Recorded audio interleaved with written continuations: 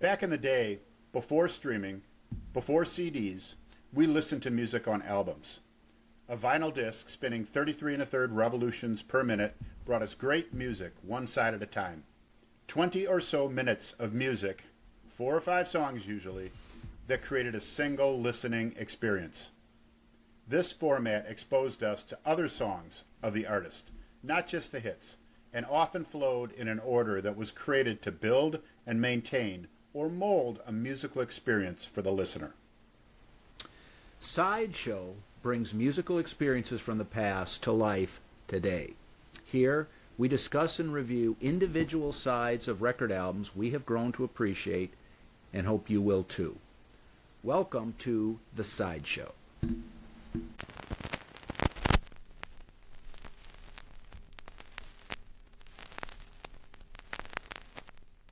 All right, welcome everyone to another episode of The Sideshow. Mark, you are going to be taking the helm for this one. Why don't you let everybody know what we're going to be talking about today? Well, thanks, Mike. Today, we're going to be talking about Side 2 from Bob Dylan, Infidels. Now, this is first of all, let's get it out there. The person that introduced me to this album was you, Mike. I had really not been a big fan of Bob Dylan's at all. Not that I disliked him. I just hadn't followed his music. From high school, just to kind of fill everybody in on a little of our background. After high school, I joined the service and was away for a number of years, for about 8 years. In the service, and I continued to listen to a lot of classic rock, some newer stuff as well, but really just kind of a continuation of the music that we've been listening to in high school. And I think it's fair to say you kind of, as you went off to school, you took a lot of different directions and listened to a lot wider range of music during that time period than I did. Well, fast forward a few years, and again, to fill everybody in on a little bit about Mike and I, we ended up rooming together while Mike was getting his law degree, and I was finishing my degree when we were going to the University of Wisconsin. And Mike had a pretty large collection of music, a lot of which he introduced me to. And one of the albums was Bob Dylan's Infidels. And Mike, you listened to a lot more than just that album. You had listened to and become a pretty big fan of Dylan's, and continue to this day. But until that point, I'd never even owned a Bob Dylan album or CD at that point. Now I own a number of them, and it really started with this particular album. In fact, this particular side that we're going to talk about today, which was the second side. So. But in kind of coming of age of at that time, and in having this music introduced to me over time, I've learned quite a bit about Bob Dylan and some of the things that he did. I mean, first of all, just a little bit of background on Bob. He was actually born Robert Zimmerman in 1941. He's 83 now, even though he is still performing. From time to time, over a period of over 60 years, he is, arguably one of the greatest songwriters ever, and an incredibly successful musician, selling over 125 million albums during his career. By any measure, he is up there in the top tier of success in music and in songwriting. And especially considering his importance in the 60s to, at kind of a culmination of success and popularity of folklore music, kind of colliding with the counterculture and protest movement in the 60s. He happened to have a perfect mesh that really fed into that as an amazing songwriter who was able to touch what people were feeling at the time. And I think that was bringing together kind of a combination of folk and pop and rock and blues music that, again, just perfectly fed right at the right time into this kind of counterculture that was happening. And I've always believed that it's hard to connect with what was a musician thinking as they were writing, as they were producing. Same thing with a lot of artists, whether it be a painter or a writer. But it's difficult to get into their mind at that time and try to identify who they were connecting with. They were just, and I see this a lot in Bob Dylan, he was just writing. He was, he has really been considered a poet in the way that he wrote. The words and his lyrics are clearly the most powerful part of his music and his connection to his audience. But whether he was intending to or not, his skills and his ability as a poet, as a lyricist, as a songwriter, and a singer captured at a perfect moment for American society, because it was incredibly powerful at that time. Well, and the points you make about Dylan generally are all. I mean, I agree with the way you've characterized him, generally speaking, and he's gone through a lot of different phases over the course of his career where he's focused on other things. I mean, before 1966, or up until 1966, which was the year that the album Blonde on Blonde was released, with Just Like a Woman, I Want You, Rainy Day Women. It was, I mean, double album was a massive, hit. Blah blah blah. Well, he was already towards the end of his second phase by 1966. Initially acoustic, more folk oriented music, but he was a rock and roller at heart in many ways, and so he went electric and gained more fans than he lost. There was a lot of hoopla. It's emphasized in the movie, No Direction, or A Complete Unknown, that there was a lot of resistance by some to his electrifying, but he gained more fans than he lost, and most of his original fans kind of stuck with him anyway. But by the time Infidels came out which was 1983. And you were in the service. I was going to college in Minneapolis at the time, at the University of Minnesota. Bob Dylan himself attended for a brief period of time the University of Minnesota. And when that came out, his like 3 or so albums before that, starting in 1979, were very Christian oriented. Slow Train Coming, Saved, and Shot. That was pretty, and just the cover of Saved. Is and Slow Train Coming wasn't exactly subtle. Songs like Gotta Serve Somebody and whatnot. I mean, he wasn't playing it that close to the vest. But Infidels was sort of his first post-Christian album, and that's there is a lot of religious imagery in some of the songs on Infidels, but it wasn't the same.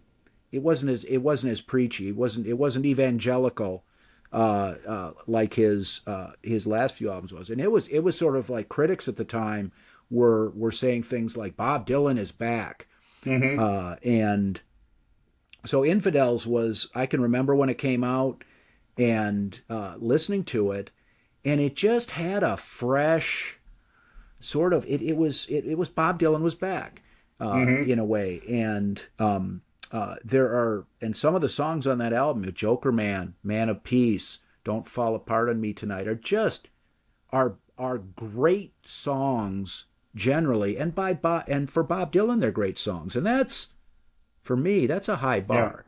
Well, and I first of all, I mean, I 100% agree about the notion of phases that he went through. I mean, he went through a lot. I mean, just looking at what I would call the his early period, and by early period I mean the time from when he started his first album, which was really just folk song covers that he was doing. I mean, really not even highlighting what would be his greatest skill, which was his own songwriting that he had. from his first album, and then which was just a self-titled Bob Dylan album in 1962, you had a sequence of albums that were in this kind of initial, more folk type atmosphere, and really pushing the freewheeling Bob Dylan, the times they are a changing, and then you moved to an album where you talked about this transition to electric, which was very controversial at the time, specifically with the people in the folk arena who wanted him to stay there. Clearly, Bob Dylan had his own ideas. This notion of who he was really singing to, I think that push for him to know, this is the music that I want to play. I want to go electric. And I agree with you that, now we look at a lot of artists who transition through different, whether it be personas or types of music that they're doing. That particular change seemed to get a lot of attention at the time, but really is a little less significant now.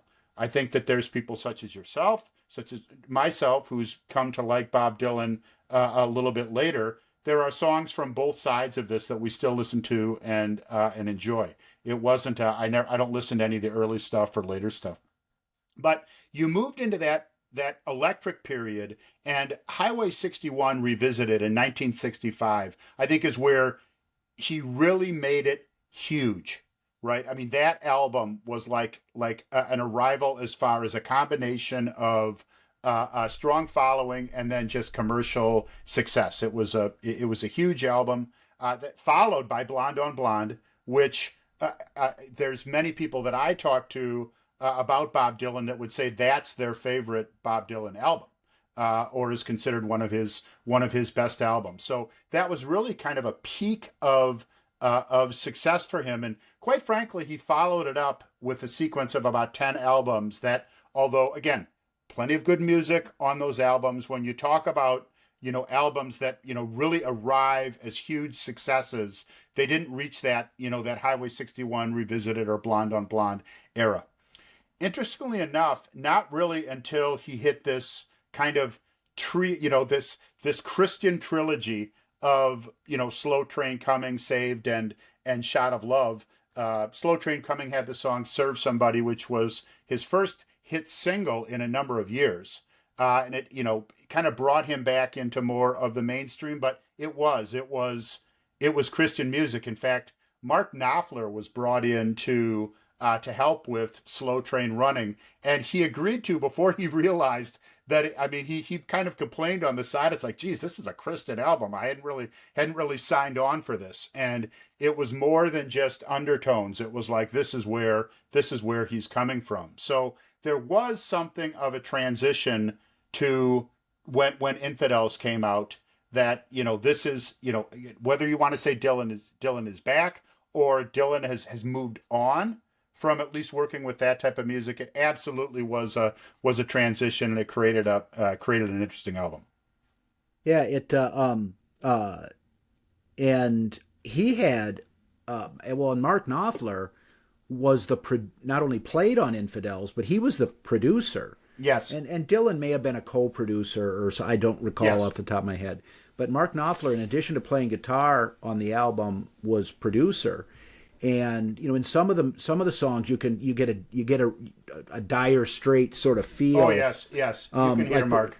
Like at the beginning of like I and I, very Dire Straits feel to that. And the rest of the band was a killer band. The rhythm section, bass and drums, was Sly Dunbar and Robbie Shakespeare. And they were like reggae session musicians from Jamaica, or a at little least time with Black Uhuru, stuff like that. Yeah. So a decidedly funkier, a different sort of groove than you might have previously connected with Bob Dylan, and Mick Taylor, who is an excellent blues guitarist, originally kind of made his bones in England with the John Mayall's Blues Breakers, or with the John Mayall's band, and then played with the Stones during kind of their what I feel is one of their better periods. And you mentioned, to kind of go back to something you were saying about Bob Dylan's electric albums, that bringing it all back home, Highway 61 Revisited, and Blonde on Blonde was a trio of records that was not unlike, like when the Stones, kind of with Beggar's Banquet, Mm-hmm. Let It Bleed, Sticky Fingers, Exile on Main Street, and the Beatles. And I think that in some ways, Dylan's three albums are maybe, there's a closer analogy with the Beatles, but like Rubber Soul, Revolver, Sergeant Pepper. Yes, yes. And it was just in the rock era, that mid late 60s, whereas the Stones, that spilled a little into the early 70s, but they were just those major artists, like the Who were kicking Yeah. out, Who's Next, and eventually Quadrophenia.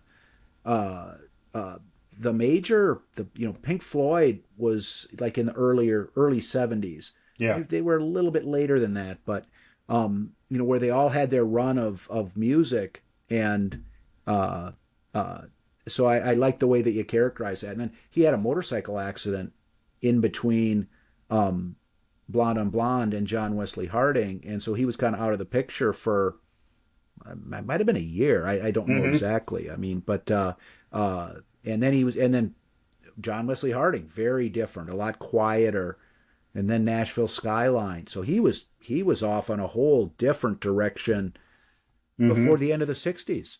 Yeah. He'd gone through three phases Yes. before the end of the '60s. So And, I think that, for those that, want to learn, a little bit more about that, I mean, and actually a good place to start is the recent, Dylan movie, A Complete Unknown, which really takes him right up to, bringing it all back home is where that music kind of stops. In fact, right at the end of the movie you're talking about, Highway 61 Revisited kind of gives a, kind of those early days of his.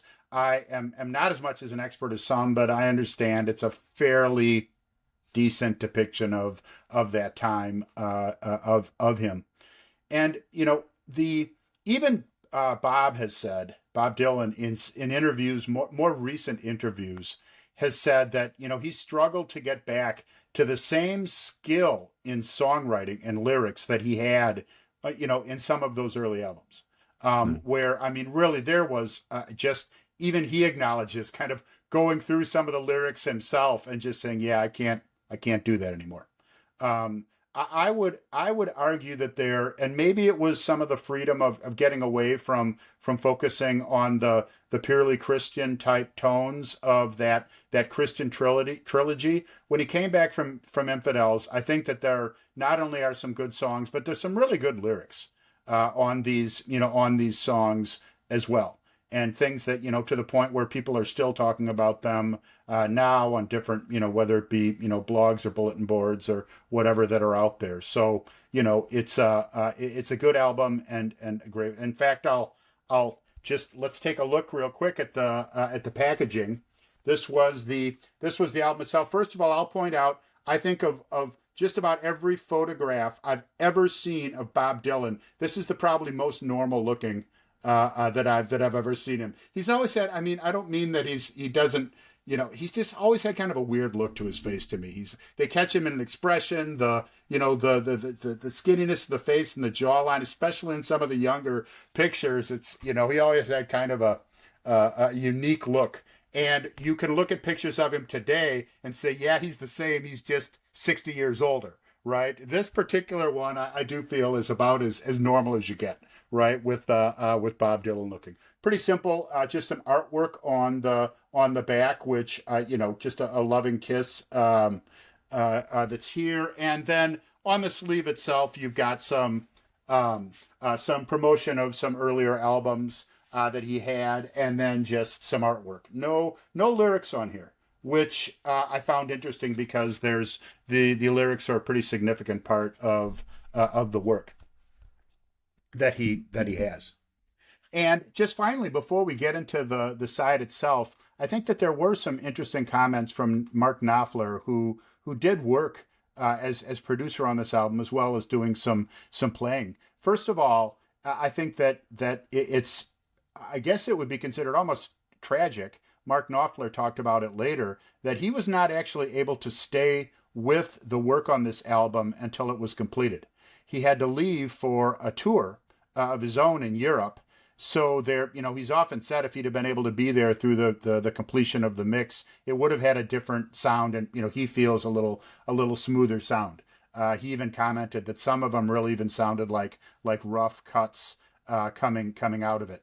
I think a lot of that might not be as well known to the layman's ear, like myself listening to it, but for someone as precise and understanding as Mark Knopfler, he felt if he would have continued on, he could have continued to work. And he said it was very difficult working with Bob Dylan, and not that it wasn't a good experience. I mean, Bob Dylan had thoughts in his mind of what he wanted to do. He wrote and envisioned these songs. He also talked about the genius of Bob Dylan's songwriting and his singing, the way that he sang the words. He wasn't as complimentary about his musical ability and an ability to play the guitar or the piano. So bringing all that together as the producer, he saw as a challenge, but he clearly enjoyed the work and clearly had a lot of respect for Bob Dylan when he was there. And you can in fact hear some Mark Knopfler on the song, on the album.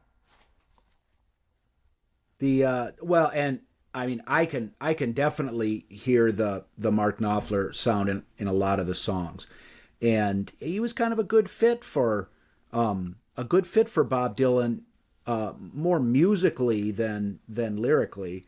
I mean, while I think that it's true that Mark Knopfler was influenced by Bob Dylan, well, like the initial hit of Dire Straits, Sultans of Swing, it kind of had a Bob Dylan-y sound to it. I mean, some people thought, is this Bob Dylan? Yeah. No, I mean, it wasn't, not, it people figured it out pretty quick, but there are other times on later Dire Straits material. There's some songs on Love Over Gold, like Industrial Disease in particular, where the way that Knopfler sings reminds me of Dylan. So there was a mutual appreciation between those two for each other in terms of their music, that despite the fact that they were very different personalities, and I can easily envision the grinding of the gears in the process, what it produced musically was good stuff. Well, and we're going to focus on side two. Just you brought up some points. I mean, there's a couple songs on the first side that I'll actually be referring to a little bit as I talk through some of the songs, because there is some connection. It's important to this whole notion of Bob Dylan coming out of this Christianity period. There was also kind of a political thing going on, because right at the time that this album was coming out, he made a fairly public trip to Israel, and was, for the first time, had really allowed himself to be photographed in some of the Jewish apparel and these types of things that previously he had not.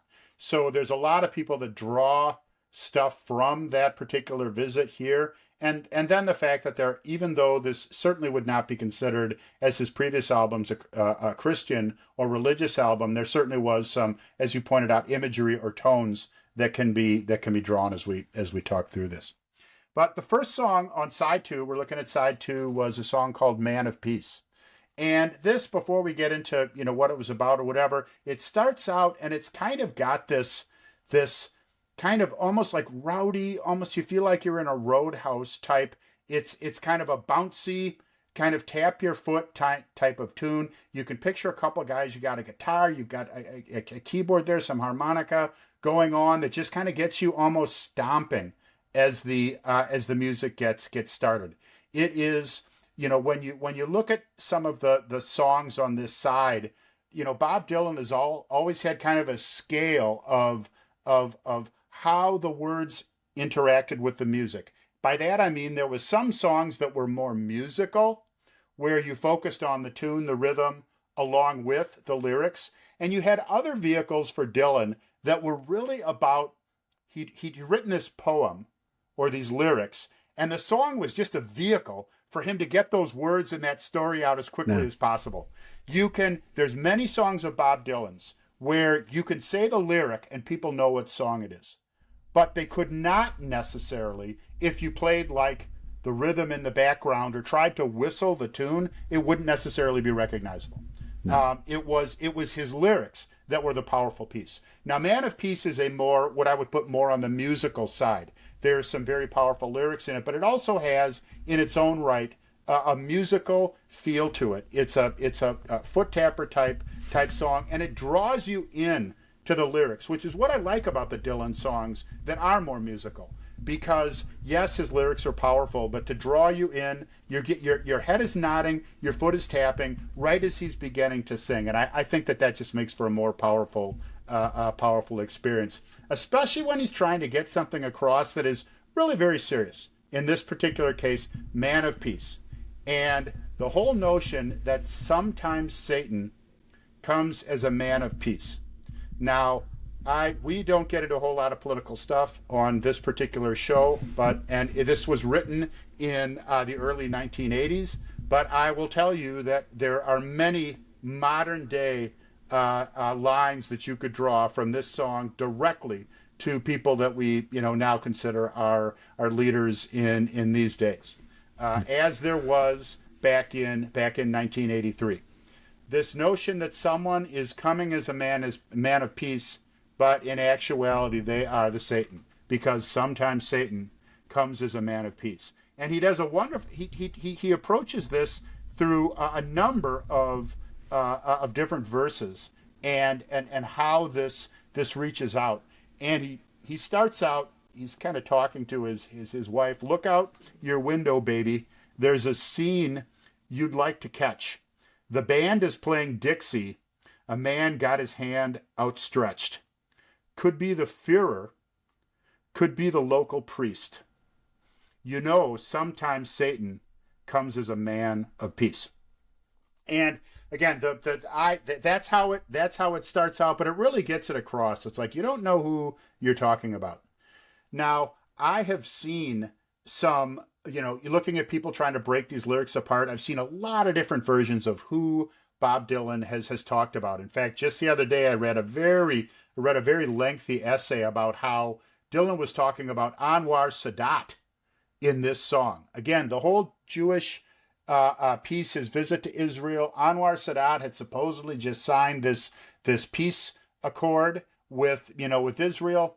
I think that's bullshit for a number of reasons. First of all, Anwar Sadat took a serious hit when he did this. And the second thing, he was assassinated, probably because he reached this peace agreement by his own people, basically, in 1981, before this song came out. So I some of these little theories and stuff you can look at, and I just don't buy them. I actually feel that this song was probably a little bit about someone who was a little more prominent in 1983, and that's probably Ronald Reagan is who I would look at. Well, and I think you're probably right that was more along the lines of what he was thinking. Although it may not be, it may be more of a holdover from his more evangelically Christian period that he had recently moved out of, where he wasn't necessarily being as explicit about the individual politician, but more just coming up with the idea of Satan as evil or bad, but they, the wolf in sheep's clothing, you shall know them by their fruits, not what they say, what they do.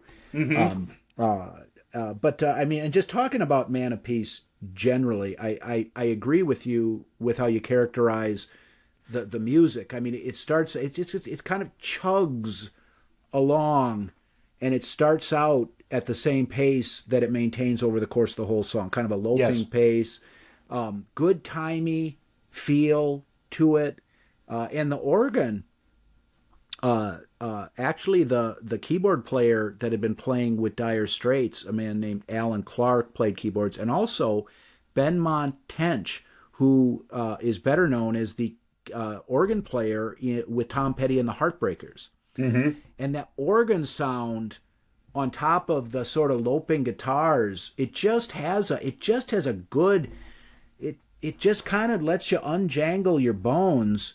Mm-hmm.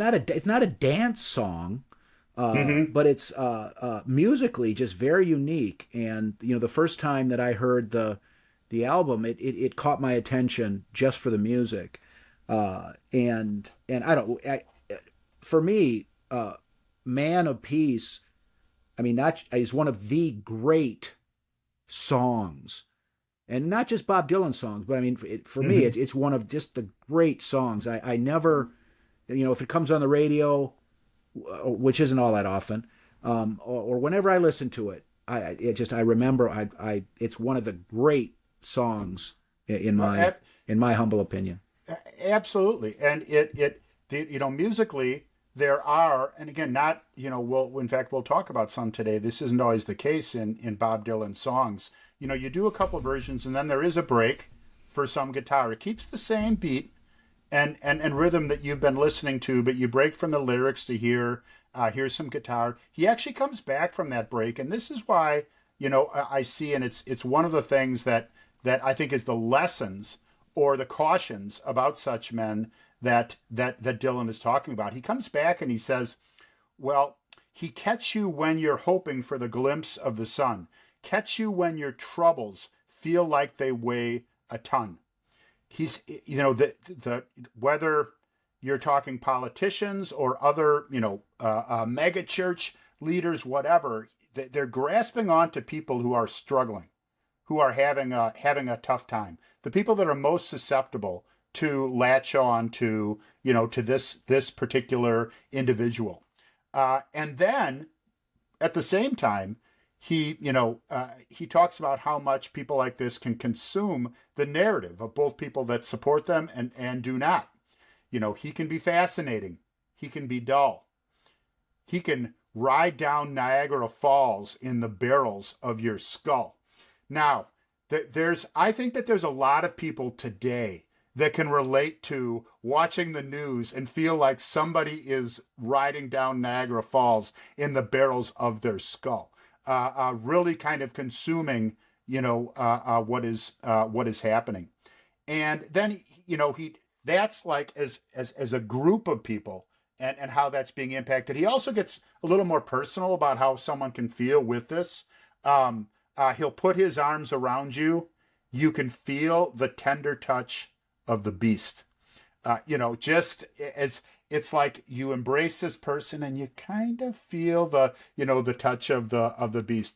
And then I think that he brings it around at the end. There's another guitar break in the song, and you come to the last a verse or two, and I think then he begins to talk about what is the impact of this person. It's not just the notion of you've got evil people and people that aren't. There's an actual impact in our world to these people. As he talks about in the end, the howling wolf will howl tonight.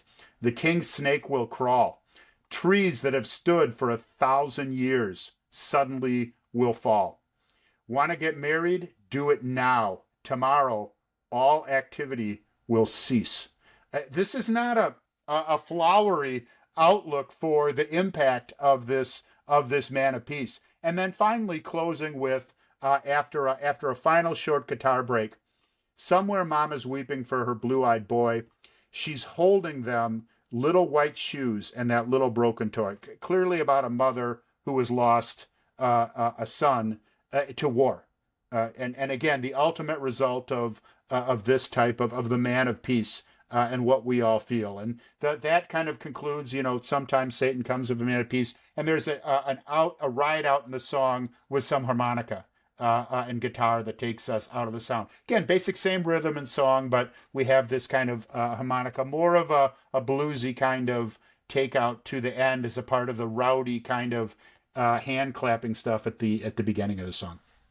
The well, the lyrics I mean, particularly the verse, and you mentioned it, the line, "He can ride down Niagara Falls in the barrels of your skull," is one of Dylan's best lyrics, in my Mm-hmm. opinion. Just that image, and it really captures what someone that manages to get themselves into the heads, positively or negatively, of the public as a whole, Mm-hmm. in a kind of a demagogic way. Um, uh, you know, Reagan in a relatively positive way for a lot of people. Not Mm-hmm. everyone liked Reagan at the time, and certainly he had a very conservative, politically, principle. But the vibe he gave off, the morning in America was more positive than negative, and he wasn't a mean Mm-hmm. spirited person in his tone. More recently, it's been a little different, Mm-hmm. and I would say that more recent politicians have gotten into people's heads primarily in a negative sense, and you really do feel like you're going to get smashed on the rocks at the bottom of Niagara Falls, Mm-hmm. and it's more like winter is coming as opposed to Yes. morning in America, and well, and then he concludes that verse, the riding down Niagara Falls, with, "I can smell something cooking. I can tell there's going to be a feast." Mm-hmm. And that has a sort of a, they're turning the spit over the fire pits Mm-hmm. kind of imagery to it. And at the end, where you talk about, the mother is weeping for her blue-eyed boy, who, and then I agree with your take on that refers to a mother that's lost their son to war. But then the verse concludes, "And he's following a star, the same one them three men followed from the east." Mm-hmm. And so he manages to include a lot of religious imagery that just does not have the evangelical preachiness of the earlier thing, and was able to not necessarily kick that to the curb, that sort of Mm-hmm. thinking, but just sort of leaven it to the point where it was a lot more accessible to people who weren't interested in being preached to Yeah. religiously. Mm-hmm. A great song. I mean, Man And of Peace. It's just a great song. a great start to the side. And this is a great thing about what this whole show is about the power of a side of album, because that song itself is certainly what drew me to this side two of Infidels.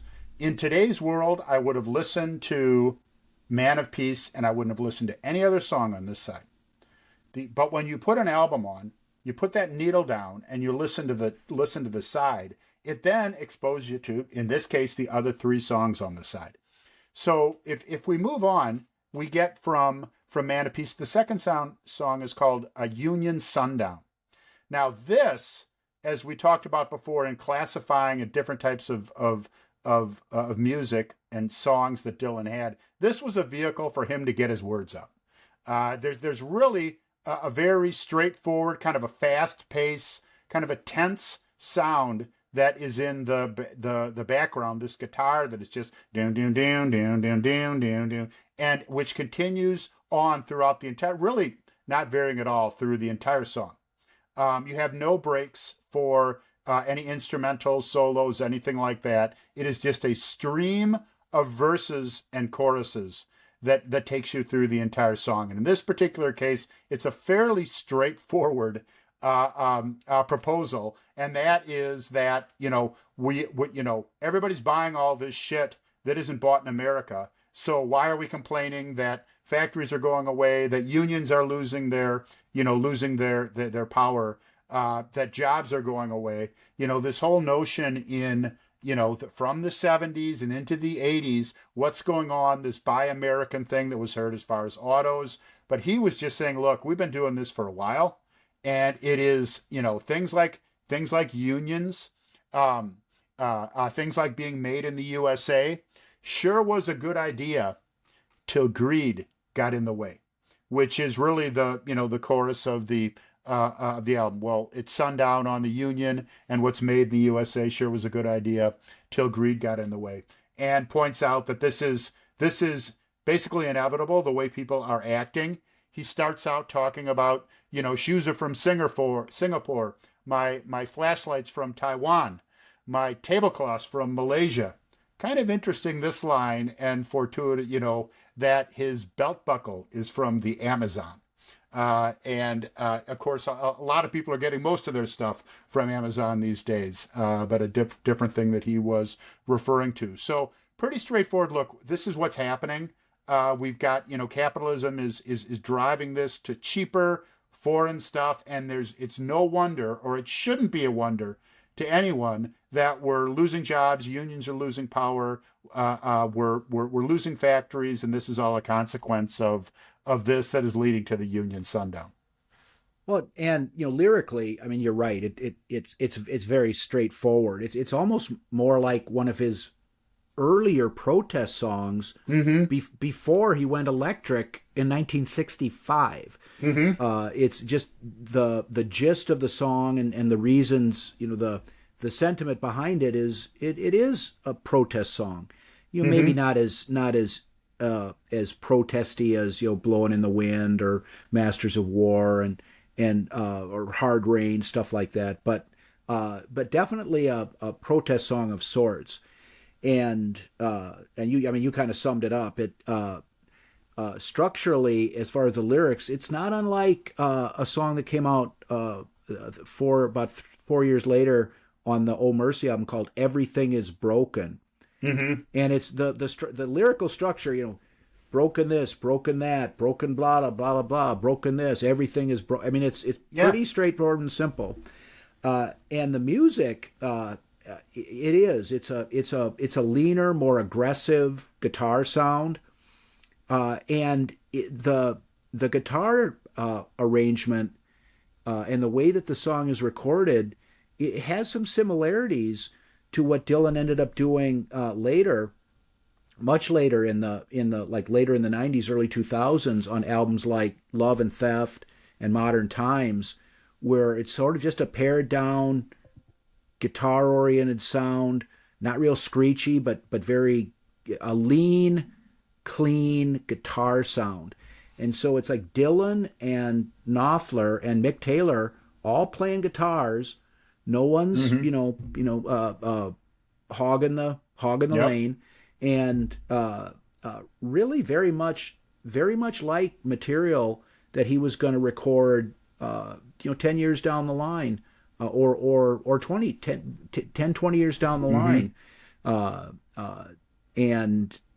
I think, and he's had bands without the same kind of star power as Mark Knopfler or Mick Taylor would have been at the time that Infidels was recorded, but same kind of style is on this song. And so there's more substance to this song in sort of the Dylan story than meets the eye. Oh, and he'd said that his motivation for this song came from his personal experiences growing up, seeing what would have been at the end of the 50s, early 60s, the initial decline of the working middle class that was to obviously extend and get much worse as we got into the 70s and the 80s. And when you look at these, the impact that that it had on him, that's what he pointed to as far as what originally brought him to this. But everything that he was talking about had obviously accelerated significantly greater into the 80s when this was written. And I do want to point out that he brings two kind of truths to the table. The first of all is that, well, not every place is like this. It's democracy doesn't rule the world. You better get that in your head. The world is ruled by violence. But I guess that's better left unsaid. That a lot of the countries that we're dealing with don't have the same advantages, and that person needs those 30 cents a day just to survive. So it's not their fault that they're working for cheaper than here. And then finally, that look, this is the way that capitalism is supposed to work. If It said it don't count unless it sells. When it costs too much to build at home, you just build it cheaper somewhere else. And that's really how capitalism is supposed to work. So, there's if we're looking to change this, what is happening, there's bigger changes that we're going to need to make than just a Buy American sticker. There's kind of bigger forces that are at play here. So, I'd agree. There's some deeper themes here, but the song itself is really about getting these words off the album and through your speakers. Well, I agree, and when kind of your flag decal won't get you into heaven anymore is certainly I mean, that was John Prine, but Yeah. that's a very Dylan-esque sentiment. Exactly. Exactly. Particularly for someone who's just come off a Christian evangelical Christian period. So exactly. Well, we move from there to the song "I and I."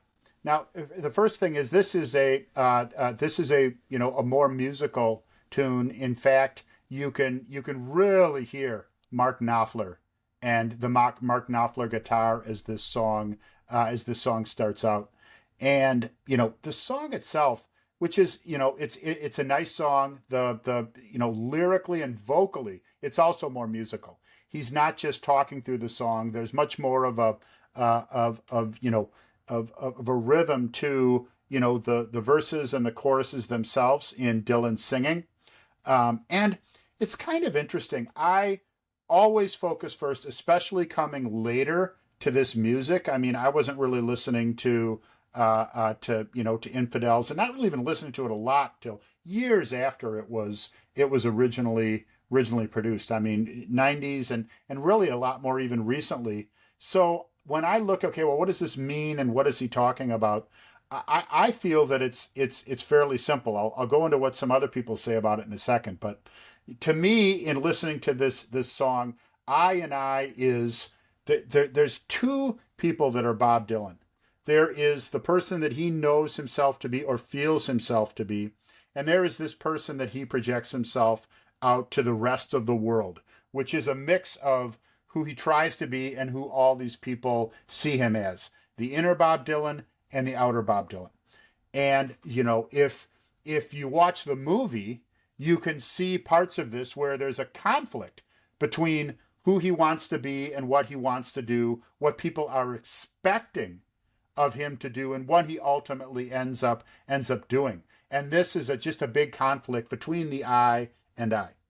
Now, I've read a number of pieces about this that talk about, I and I is the person, and God, we're made in God's image. And, again, the obviously, because Dylan had spent quite a bit of time soaking himself into Christianity, this is certainly plausible. It's just not what I ever heard in listening to the song. So I see a much more straightforward take on the song itself as the inner and the outer, who I am and whom I'm seen as, and those are two completely different people. Well, and the what I always took from it,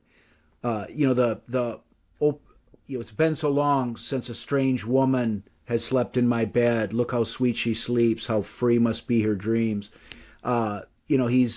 He's pondering, the sort of things that you're talking about. But then he goes on, and in another lifetime she must have owned the world or been faithfully wed to some righteous king who wrote psalms. There's and that's a religious imagery, and I guess that kind of come to the punchline. The Old Testament God, I think has had some influence on his constructing these lyrics. The I and I in creation, where one's nature neither honors nor forgives. I and I, one says to the other, no man sees my face and lives. And that kind of the Old Testament angry God, you can't look up, Moses, you didn't want to look upon, so sort of like taboo to look upon the God. And then as you get towards the middle of the song, It took a stranger to teach me to look into justice's beautiful face and to see an eye for an eye and a tooth for a tooth. That's not evangelical Christianity. That's Leviticus. Yeah. He's going back to his Yes. back to his original Jewish roots, perhaps. But the I always the Old Testament God is I think had some influence on his writing the lyrics to this song. I do. I hear what you're saying, and the clearly, I mean, without a doubt, there is, text directly from religious texts and religious imagery that are a part of this song. But I really see that, and there's a couple reasons why I take a little bit different slant at it. First of all, there's Leonard Cohen had said that he had had a conversation with Bob Dylan, and Bob Dylan had asked him how long did it take him to write the song Hallelujah, and Leonard Cohen had said it took years for him to write that song, and Leonard Cohen then asked Bob Dylan, because he'd liked this song I and I, asked Bob Dylan how long it had taken Bob Dylan to write I, and Bob Dylan said 15 minutes. It was a song that was written very quickly, and I don't see an effort like that being someone who is looking at a way to let's take these different parts of religious imagery and messaging and bring it into a single song. What I see instead is I've got this conflict that I have that I want to write about. And because in the past I have spent so much time, kind of immersed in this imagery and these words and, in these writings and ultimately this poetry, it gives me these things to bring forward to make a particular point. And I see that as, what's a better way for me to see no one has ever seen the real me? What's a more dramatic, what's a more poetic or more powerful way to see nobody has ever seen the real me? Well, I think that no man sees my face and lives, meets the mark there, right? That's a way of putting that. So I just, especially with this, clearly Bob Dylan had the ability to bring forward all these different ways of putting words together. He was a master at it. He was a genius at doing this. And I just, that is just the way that I see and feel. I see a lot of different things in this song than other people see. It's very clear. Again, you read what people's analysis are. I don't see him in bed with a strange woman at the beginning of this song. He says, "Been so long since a strange woman has slept in my bed. I can look at my wife in the morning and I can say that. I can say it's been a long time since I've slept with anyone but this." And then to look at that person and say, how sweet she sleeps, and think these wonderful things about my wife. And I feel that applies. So, it's, we all hear, different things within these songs. I just feel and especially for people that have struggled to be, nobody knows who I am. I'm constantly acting different than I truly feel that I am or whatever. I feel this song very much aligns with which should connect with those people. And I think that they do an interesting job. They take what I would call breaks or breaths in this song. There's no, big long musical breaks or solos in it, but in between, some of these verses, they kind of take a break, and it's almost like you're coming in and out of zoning in and out of maybe a dream. There's kind of a wah wah wah wah wah wah wah wah, that brings you in and out of these sections, kind of like you're going to a different thought from where you were before. But in the end, it brings you back to, okay, and this is again another line, the chorus, "In creation where one's nature neither honors nor forgives." I mean, God certainly forgives, right? For someone who is Christian. I don't see how you're talking about God in that particular, that particular statement. The Old Testament God, not the New Testament God. Good, your Old Testament. The So, and you know, the idea, and I agree. Believe me, I completely agree. How it's very straightforward to align this with these, you know, with these religious tracts. Same thing with, you know, the, as you talked about, no one that sees my face lives, which is, you know, yeah, no, you can't see me. And then, you know, even the title, I, you know, I am that I am, is you know, what was supposedly spoken from God to Moses. So it's certainly there. I'm not saying that it's not there. I just hear something a little more straightforward and a little more connectable to everybody's lives in when I hear this song. A very nice song that it flows well. It's smooth. It's kind of a smooth flow to the song, and it elevates in the choruses in what I think is a very pleasant, beautiful way, and and it's just a great song to listen to.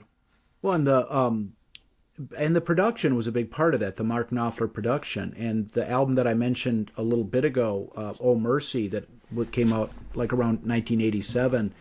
Daniel Lanois, who kind of made his bones original or became known as a producer of U2, like The Unforgettable Fire and Achtung Baby and Joshua Tree. You know, Daniel Lanois was the producer of those, and if you get someone that can find a sound that Dylan likes, and they can work together, the results are good. Yeah, yeah. So that leads us to the final song of the side, which I think is, yeah, I think that this side is bookended with two very good, very strong songs. We started with "Man of Peace," and it ends with "Don't Fall Apart on Me Tonight," which is it's a love song that is just it's kind of interesting. It's not only professing one's love for someone, but it's asking something of this person at the same time. And it is in this moment, Bob Dylan, the speaker, needs their partner to be with them, to support them, to help bring them joy. It's in this particular moment, it is not the time for his partner to or his girlfriend or his wife to fall apart on him. In the now, in the moment, in this particular time, he excuse me, talks about yesterday's just a memory. Tomorrow is never what it's supposed to be. So he's very focused on the now. He's not concerned about yesterday, not concerned about tomorrow. It's like, I need you right now. Is when we need. Now is not a time to have a fight. Now is not a time for you to leave, which is kind of a part of the beginning of the song where it appears that she's going to be leaving. It's like, I really need you right now, because this is, right now is where you're needed. Well, I agree with the way you've characterized it. It's a beautiful song. I think it is one of the great songs on this album, and it really is. I mean, the word that you used was need. One of the words you used was need, and it really is. It is just a plaintive declaration of need. I need you, and the way that the lyrics mesh with the music, it's not downbeat. It's not. It's the way that the song is put together, both lyrically and musically, it makes it not pathetic. It makes it not pitiful. It makes it is a noble, honorable declaration of need to the woman he loves or wants, and it's a great song. And it kind of it starts out. There's a harmonica lead in to the song. It fairly quickly gets into its choruses and verses. There's kind of a switch about 2/3 of the way, maybe 3/4 of the way through the song, and kind of the whole tone and rhythm switches, and he begins to talk kind of almost like to try to convince his love that stay away from other people, or be happy you're with me, because I am happy with you. I still remember times from before. Do you remember this time on St. James Street? You blew this, you blew Jackie P's mind. You were so fine. Clark Gable would have fell at your feet and laid his life on the line. Just kind of almost kind of like, hey, let's remember we've got something really good here. Certainly something that is a part of my life. And then it moves into kind of a harmonica break, and then back into the normal rhythm of the song, where he's talking more about the now, right? And how much he needs her. Yeah, and he's also it's there's introspection into his own. He's not letting himself off the hook. It's not a song where he's blaming. If you leave me, it'll destroy me, and Yeah. that kind of thing. The sort of things that some men are reduced to hold on to a relationship with a woman.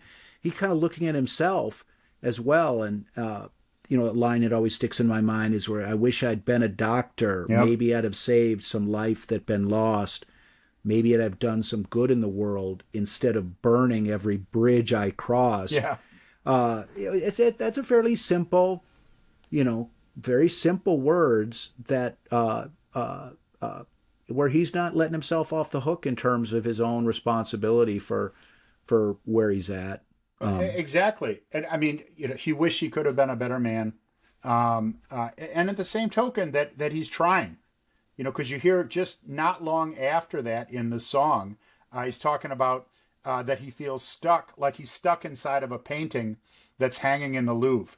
It's like, he realizes that he wanted to be a better man, but there's times that he's